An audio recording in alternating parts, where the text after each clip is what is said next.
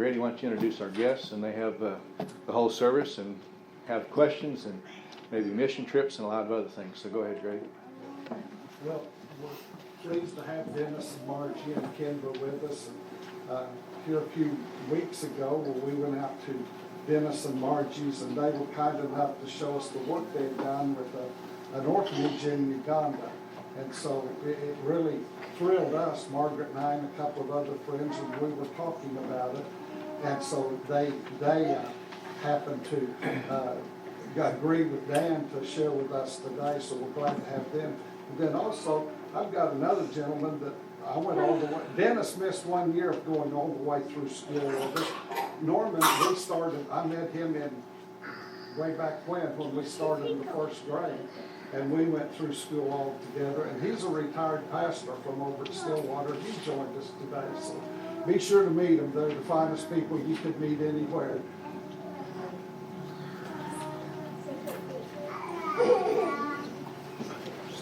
They're going to do Dad, are they going to do inspiration?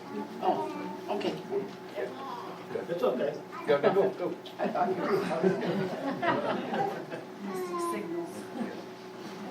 It's just a dry run.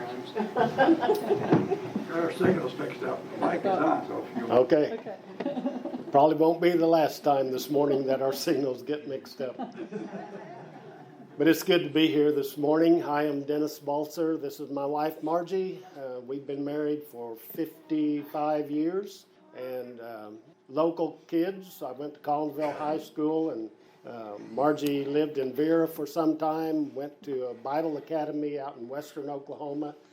And she's going to share the story of how God called a couple of farmers from Talala, Oklahoma, to go to Africa. And you have to be amazed at what God's thinking sometimes, but it's surprised us, but it's been such a great blessing. We're just glad to be here today and be able to share with you the work of Project Hope worldwide and how God has led us in that. So I wanted to also introduce Mindy Pull the mic. Russell. Pull your mic. Okay.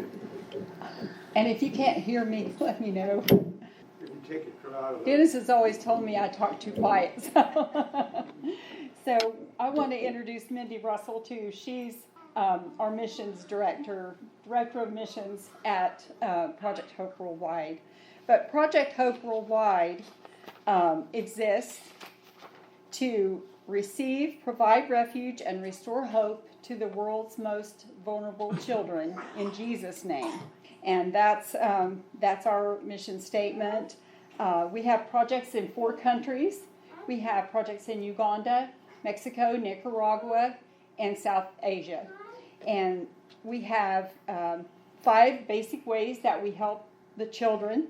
And you can see them on this poster: spiritual and character mentoring, education, health and medical care, safe and secure environment, and food, clothing, and shelter, or water. So all of those ways we help the children through Project Hope Worldwide. Our first introduction to Uganda was in 2008, and at our church we were looking for ways to reach out and teach people how to evangelize. And so a speaker came to our church and told us that we could go to Africa, we could go to Uganda and plant a church, and told us that we could do hut ministry, evangelism, and also prison ministry and school ministry. So we started out in 2008. We had a team of 16, and I was part of that team. I was interested in prison ministry, and that's really how we got started going there. And it was a wonderful trip. We led many people to Christ on that trip, and it was so exciting to see. And while we were on that trip, God put in the heart of 3 of our team members the need for orphan care. We realized that Uganda has so many orphans because the rebel armies had come through and killed a lot of the parents. And also complications of HIV virus had caused a lot of fathers to die too, and mothers. And so we saw the need of it. So in 2009, we went back again to plant another church, do the same thing, but also this was an exploratory trip. It was to see how we could take care of orphans, to find out more about that, and also to find land to build on so that we could house some of the orphans there. So actually Project Hope Worldwide started in 2009. And then in 2010, Chalanwari was started, and that's the facility, that's the compound where everything takes place, where all the orphans live, where all the children live. And we have, our original goal was to have 128 homes. We would have 16 homes with 8 children each in each home, and 1 house mother to take care of them. So on our trip in 2009, our founders, our pastor, they looked and they found some land, but in 2010 then, when they built the homes, they built 3 homes to start with and hired 3 house mothers who were widows. And the reason for this is in James 1:27, religion that God our Father accepts as pure and faultless is this, to look after orphans and widows in their distress and to keep oneself from being polluted by the world. So we built those 3 homes, and then they also found a couple that was there, just happened to be there from Oregon, who were just perfect to be the directors, and they were looking for a place to serve orphans, and so it was just perfect. And then they also found an administrator who had been an orphan himself, and he doubled as administrator and pastor. His name is Amiku Dennis, and he's still there. He's the director of operations in Uganda now. So we want to have 2 circles of 8 homes with a center house in the middle of each one for them to meet, and then we have 12 now. So in October of 2011, our pastor was preaching about the temptations of Jesus, and he said he came to the one where Jesus was tempted to bow down and worship Satan. And Satan said, if you bow down and worship me, I'll give you all the kingdoms of the world. Well, pastor said that if Jesus had done that, then everything would have been over. He wouldn't have had to suffer. He wouldn't have had to go to the cross. Everything would have been over. But he loved us so much that he wanted a relationship with us. And so he went to the cross, and he died for us on the cross. And he said, God may be calling you to do something that's out of your comfort zone. He may be calling you to do something you've never done before. And he said, if you feel a stirring in your heart, come talk to me after the service. Well, I felt that stirring immediately. I just knew God was wanting us to go, and so I said, Lord, I feel that. I feel your call, but I don't want to say anything unless Dennis does, because I knew he would have to call us together. And we were just, at the end of the service, we were just starting to stand up. And Dennis said, did you feel a stirring? And I said, yes. And so that week we decided we would go and talk with our pastor. But then Monday morning came, and I sat down to read my Bible, and I said, Lord, I just need a confirmation, because I felt like Dennis has asthma, and I didn't know what the medical facilities were like there. And so I just needed to know that God would take care of him while we were there. And so I came, and I was in Genesis 27 the day before. I read Genesis 28, and when I came to verse 15, it was God's promise to Jacob, but I felt like it was his promise to me too. And I know it was his promise to me, and I have claimed that ever since. And he said, I am with you and will watch over you wherever you go, and I will bring you back to this land. I will not leave you until I have done what I have promised you. And so I knew God was really calling us to go. And we went and talked with our pastor that week, and we started making plans to go. And we left in April of 2012, which was several months, but we had to raise quite a bit of support to go. And it worked out really well. And anyway, we went for 7 months and came home 1 month, and then we went back for 9 months. And that was how we got our feet wet in Uganda. And God's been faithful to us. We have loved it. And I'll let Dennis pick up from here and tell about what we've been doing since.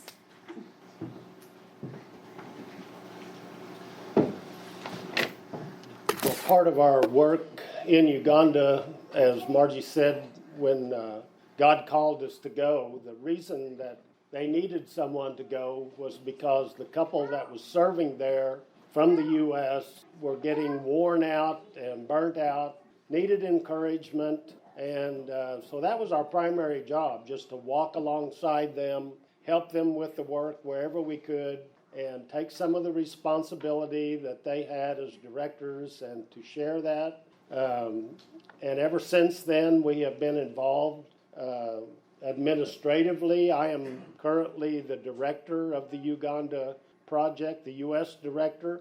And so I sit in the office quite a bit. For a country boy, that's hard to do.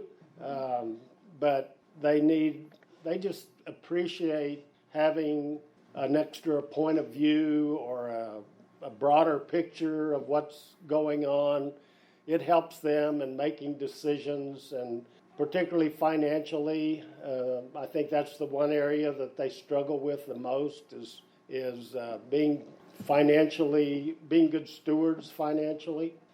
So we focus on spending a lot of time in the office. Margie has worked in accounting for quite a bit of her life, and God, I think, prepared her for this time as well, as accounting is shaky in Uganda. They just don't realize how things need to be done, how they need to keep track of everything that is spent, everything that comes in, and then report it to the U.S. office. And so she has trained, I don't know how many accountants. None of them turned out to be the one we needed until we finally have Linda. And she is just a great joy. She is full of energy. She loves her job. She loves the Lord. And she has been there now for probably 3 or 4 years and doing very well in that job. And so Margie spends a lot of her time with the moms. When the kids are at school, the moms have some time to themselves, and Margie spends time just talking with them of how she can encourage them, some of the problems they're going through. They all have families that live away from the orphanage, and teaches character training. Her and Cammie taught children's church. We have a church on campus. And so I've been involved in teaching a lot of Sunday school, preached a few times, and just worked with our director. We do have some gardens that we grow produce on, and of course I like to find myself outside doing something like that. But we are always anxious to go to Uganda, looking forward to it. But it seems like when it's time to come home, we're always ready to come home. So today, do we want to do the videos now or later? Let's do them now. Kendra's back here. You can't even see her. She's our Director of Development for Project Hope, and very important and good at her job, and we really appreciate her and Mindy. This was us in 2012, so we do look a little younger and probably a little starry-eyed as we thought about what we're doing. And this is the front gate of our project. You can't see the whole name of it, but it's Chalamalare, and in English it means Village of Redemption. And this is a team from the U.S. that came and spent a couple of weeks there. This is the homes that the children live, excuse me, that the children live in. There's a whole story behind the construction of those homes. We make all of our own brick. All of it's done by hand. It's pick and shovel, and mixing all the concrete is with the shovel, and everything is done by hand. And so we have a contractor. I don't know if you can see, there's a rainbow that when I took this picture. Their thunderstorms will rival Oklahoma's any day. They have a lot of rain. This was Easter Sunday. I think it was the only time I ever wore a tie. And the kids, and this was Palm Sunday. This was just a beautiful sight as they take these palm branches, and then they have flowers that grow the same time of year, and they put them on the palm branches and wave them in the church, and it was just a great, beautiful expression for Easter. These are our 12 moms. There might be 13 in there in this picture because I think Amiku's wife is there. We put up an oven, wood-fired oven, just 2 years ago, I think it was. And Margie taught the moms how to make bread. And they were so excited. And the children were so excited because bakery stuff there is not what it is in the U.S. Bread is kind of like, if you take it out of the wrapper, it's kind of like toast. It's just hard and dry. And so the kids love it. This is where Margie was teaching some of the girls how to make cinnamon roll. And that oven is going to be a great asset in the years to come. There it is. This is the oven. We had built a shelter for it with a table that they can knead the dough and all that stuff. This is one of our team members playing with the kids. We do have a school on campus, and we have to transport a lot of our staff from town, which is about 5 miles away from the orphanage. So we have a school bus, and this is pretty typical of what you see out in the village. People still live in grass huts, no electricity, no running water. If you see the ladies on the right, they have jerry cans on their heads full of water that they've gone either to a pumping well a half mile away or go to the swamp and fetch water. This is a roadside market, and you can buy anything you want. I mean, there's plenty of vegetables and fruits of all kinds. Their meat is not particularly good, but you have to be careful where you buy it because it's just hanging out in the open with flies around it and all that stuff. But this is the road we travel to get to our orphanage, and this is the means of transportation that most people find the most economical. Just pay a little bit, get on the back of a truck, and they'll take you somewhere. But you notice these holes in the road when a truck hits one of those, and it's top heavy with people. A lot of people get killed on the roads from accidents. And it's very hard for our vehicles because the roads are so poor that it just tears the vehicles up. But it's life. This is a team member, actually it's our daughter, that came to Uganda. When the teams come, we do hut-to-hut evangelism with an interpreter. So the lady on the right in the white blouse is one of our moms, and she was interpreting for Evie as she shared the gospel with this family. And they're very interested in hearing the gospel. And then as you finish up about 10 days at Chalmalari, if you're in Africa, you got to go on a safari. And this is just, to me, it's just breathtaking to see these large animals out in the wild. This one was out in the wild, but he was right next to our hotel, pulling branches out of the tree and eating them. Very inquisitive. These are the most deadly animals in Uganda. More people are killed by hippos than any other animal, and they're very plenteous. This is our team at Murchison Falls. The Nile River comes together and goes through this little gorge that's about 30 foot wide and makes a horrendous sound, but it is so beautiful. And so the team we take a boat ride up the Nile River, about a 2-hour boat ride, and then we make it to the falls, and either you can hike up the trail or you can take the boat back, either one. Video? Sure, let them listen to a little bit of it. You want me to tell them the words? No, well, Because they can't hear them. I They mean, won't be able to hear oh, I them. thought she was going to do the Niagara the No, falls. no, the video of the kids.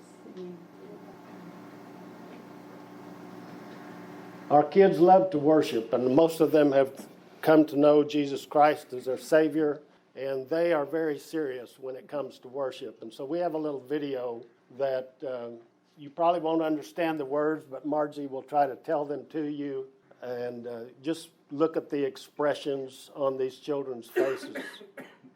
It's not? Okay. Yeah, that's the end of it there. Okay. That's all right. That's okay. Sorry, that was my They're cute. Jesus, I am here to serve you, Lord. Jesus, this is my life. I give to you. Jesus, take it. Take it all, my Redeemer. Jesus, take it all. When they repeat, Jesus, I am here to serve you, Lord. Jesus, this is my life. I give to you. Okay. So we have 97 children in our orphanage, and it's difficult for us to leave our children and grandchildren, but we always feel like we're going to visit our other 97 grandchildren. So we have a school, goes all the way from kindergarten through the 12th grade, and the village can come to the school. The gates are open. They have to pay a school fee, but everyone's welcome to come to our schools as well as our church. So a lot of village people come to the church. We have a medical clinic, staffed with good personnel, and so all the medical needs of the children, most of them can be met through our clinic. There's a few that we have to take, like dentistry and that type of thing, to another doctor. What else do we have? We have some gardens, and one of them was installed, through, forgotten the name, Field of Hope. And it's a drip garden. It's something new that most Ugandans had not seen. And so it was very educational for them, and that's what we want it to be, an educational tool for the children as they go back into the village, that they realize there's more to life than just picking up a hoe and digging and throwing some seeds and hoping it rains. Giving them we have a technical school with welding, carpentry, tailoring, computers, and hopefully the bread making class will take off one of these days. So this morning I just wanted to share a little bit with you because when we walked into this church, we came earlier in the week, and Grady and Margaret showed us just how we could set up and told us a little bit about the church, and we noticed the pictures on the wall. Very encouraging to see a church that is involved in missions, doing the Lord's work, and they told us about the prayer ministry here and just the answers to prayer, and so just want to commend you this morning for being a church that is doing God's work. And I'm doing a study in 1 Peter with my community group at church, and I've been reading through it, and this 5 little words popped out of 1 Peter chapter 2, the last part of verse 16. And it says, live as servants of God. What a privilege to go through life with that focus, to live as servants of God. And I began to think about, what does a servant live? What's his life like? And, I think there's a difference between being a slave. Matter of fact, Peter talks a couple of verses down about slaves respecting your masters, even though they may be harsh and hard to work for. But a servant, and maybe I just get this from watching movies or TV or reading a book, a servant is someone who is prized. He lives to serve a family. Matter of fact, most families that have servants have living servant quarters where that person can just stay, and so it's not a 9-to-5 job. It's a full life given to serving that family. The servant doesn't question, he doesn't argue when the master tells him things that need to be done or things that he's planning to do. He just accepts those as a responsibility and does his best. And he's always appreciated. It seems like the servant is appreciated because of his service to this family. So that's kind of what we are as children of God. We are servants living full time for him. This is not a come to church on Sunday and then go do what you want the rest of the week. It's not spending all my money the way I want to use it. It's helping missionaries and orphans. And I think one of the key verses of Project Hope, and Margie already read it, is that verse from James 1:27. Religion that God our Father accepts as pure and faultless as this, to look after orphans and widows in their distress, and also to keep oneself from being polluted by the world. I think that's the harder one. We live in a very materialistic world, consumer-driven. We can buy anything that we can think of and don't even have to go out our door. We just push the button on the computer and they deliver it to the front door and we've got what we want. And sometimes that pollution of the world begins to change our thinking, and it changes how we prioritize our life. And here James is telling us that we need to keep ourselves from being polluted by the world. And so staying focused as a servant of Jesus Christ and on the mission that he has given us to help orphans and widows. Peter also tells us in verse 11 that I urge you as aliens and strangers. So this is not our home, and we need to realize that, to live that way. Sure, it's nice to enjoy the things that God has blessed us with, but this world is not our home. We're just a passing through. If you remember that song, I think it continues on that our treasures are laid up somewhere beyond the blue. And that's pretty much what missions are all about. It's gratifying to ourselves to see the changes in these children's lives. They all came in when they were so young, so destitute and so desperate for love and care. And now many of them are teenagers, and the looks on their faces, the love that they can show to people. And if you ever get the opportunity to go on a mission trip and come to Chalmalari, you will be smothered in love. These children love it when they know that someone from America will take that time and spend that money to come and see them. It just thrills their hearts. So let me encourage you as a church. Continue the good work. I'm so impressed with what you're doing. And I thank you for letting us come and introduce Project Hope to you today. One of the things that I really feel strongly about with Project Hope, that most organizations can't do this, but Project Hope gives you a 100% guarantee. If you sponsor a child for $38 a month, that helps sponsor. It doesn't cover it all, but you can help sponsor at $38 a month.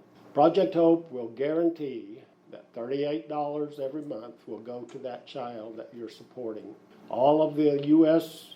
administrative costs and overhead that we have here in the U.S. are covered by donors who said, we'll take care of business here in the U.S. You raise the funds and use those funds to help the children. So it's a great blessing and privilege to work with Project Hope. Margie and I have been blessed beyond measure the years that we've been able to spend, and we're planning to go back this year. Hopefully it will work out by fall. I think some trips are even planned for midsummer. So if you have questions, Kendra's going to be here with all kind of information.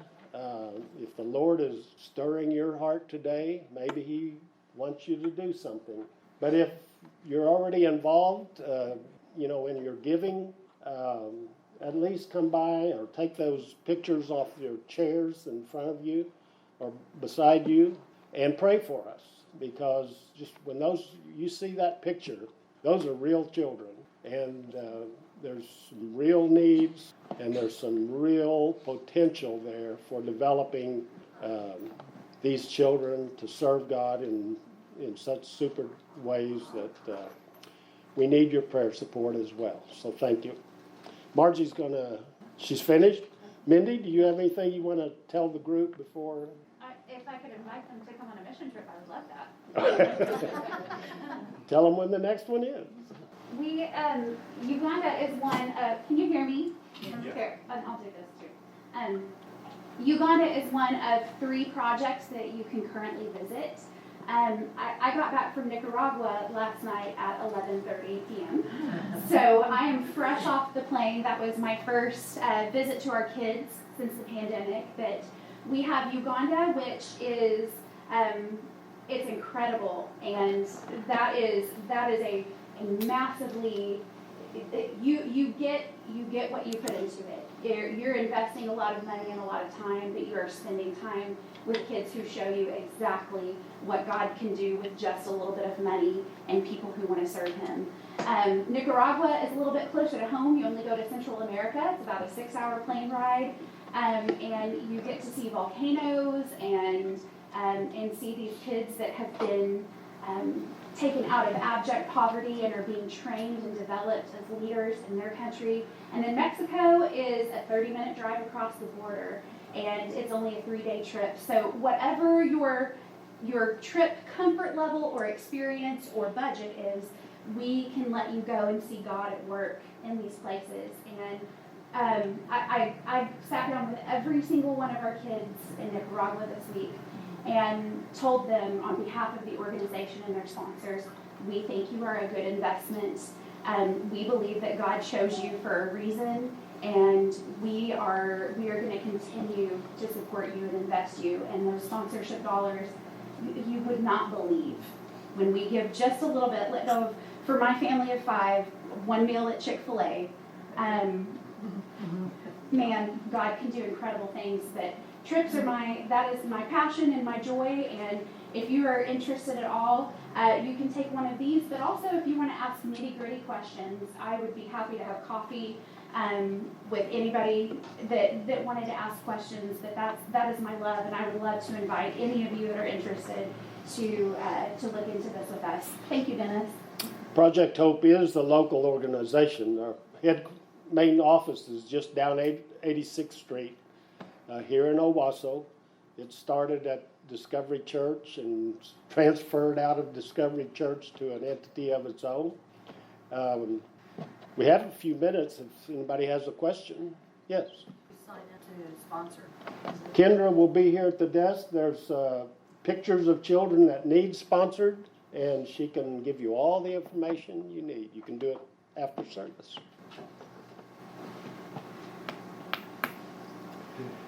Do you have that picture of, did they up here where that when they came in and the little boy afterwards, just the difference in his health? Do you have The that? before and after picture, do we have one? I don't think we brought one today. That really, that struck me. Yes. They come in ragged with, actually we had to buy some of them clothes because they didn't wear clothes. And pot bellies because of malnutrition, sad, no hope in the world. And now to see their smiley faces and healthy looks, it's something to see. Something else, Margie, when we saw those huts, she said she was really impressed, and then she found out that there was a guy, and then it was his wife. Polygamy is very strong in Uganda. It's just the way it is. We can preach against it and teach against it, and we have done several marriage seminars at the church in Uganda for the village, and it's interesting what they bring up. But that is a problem, because when the father gets HIV and then he has 45 children with 3 wives, a lot of them are affected. Dennis, what generally happens when a polygamous husband dies and his wives are left with all those children? Do they try to remarry, or how do they provide for those kids? I'm not sure I could answer that. I'm not real positive how they handle that situation. I don't know that we've had any experience with it in our church there. We do have a pastor, full-time pastor. He's also helps with administration and social work, got his degree in social work. And there's always needs for him to address.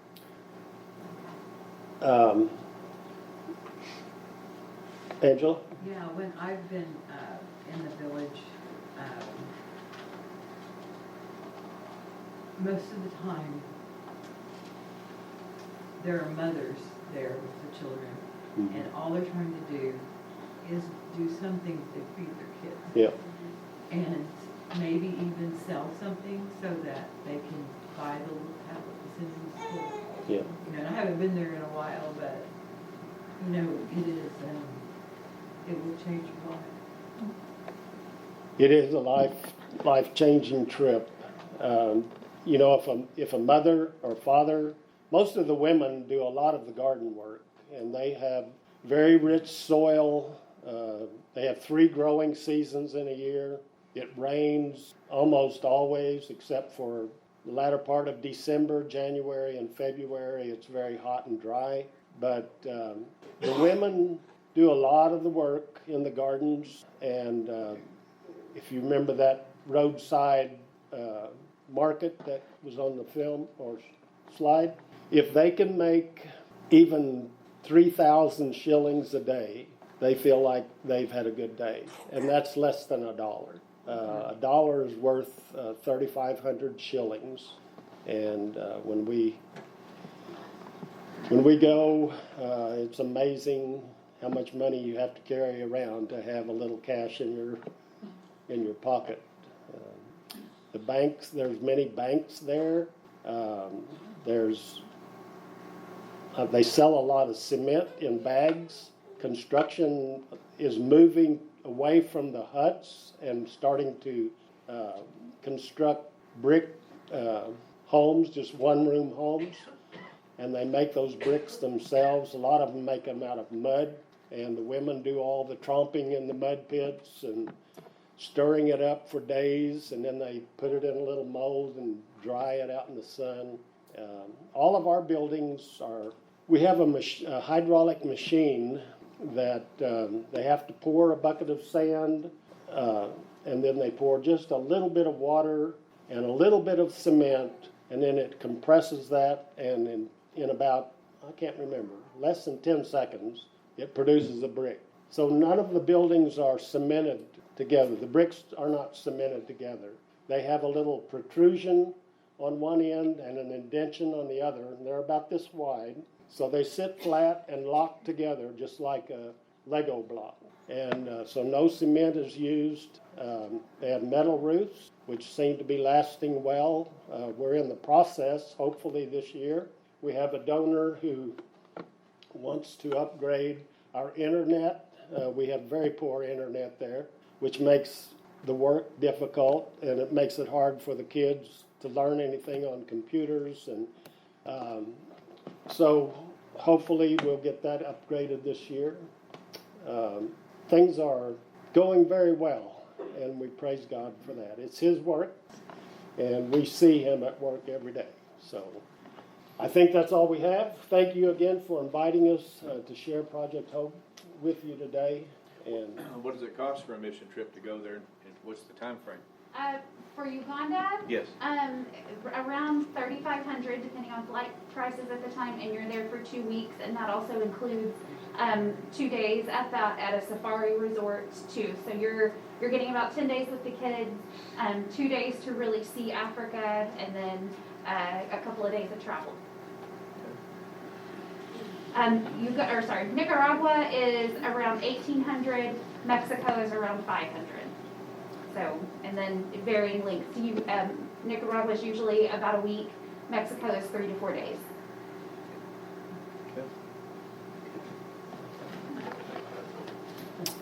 Thank you, Pastor. Anybody else? All right. Thank you.